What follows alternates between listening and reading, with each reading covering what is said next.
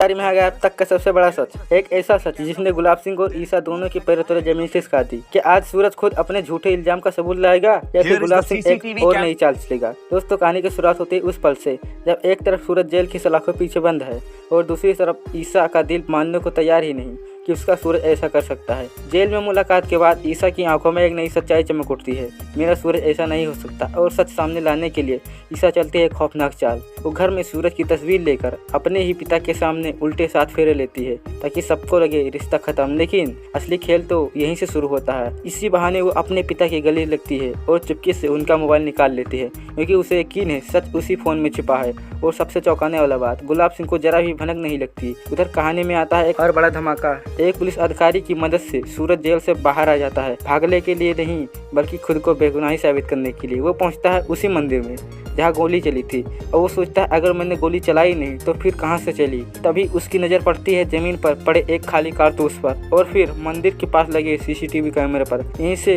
कहानी में पूरी तरह पलट जाती है। सूरज वही फोटोज और कारतूस लेकर सीधे कोर्ट पहुँचता है। फोटोज में साफ दिखता है जिस वक्त सूरज ने निशाना साधा उसी वक्त दूसरी दिशा से भी गोली चलाई गई और वो शख्स कोई और नहीं बल्कि अनिल जीजा थे। पूरा कोर्ट हिल जाता है, गुलाब सिंह के होश उड़ जाते हैं। जज बड़ा फैसला सुनाते हैं, सूरज को बरी कर दिया जाता है लेकिन अनिल अब भी फरार है।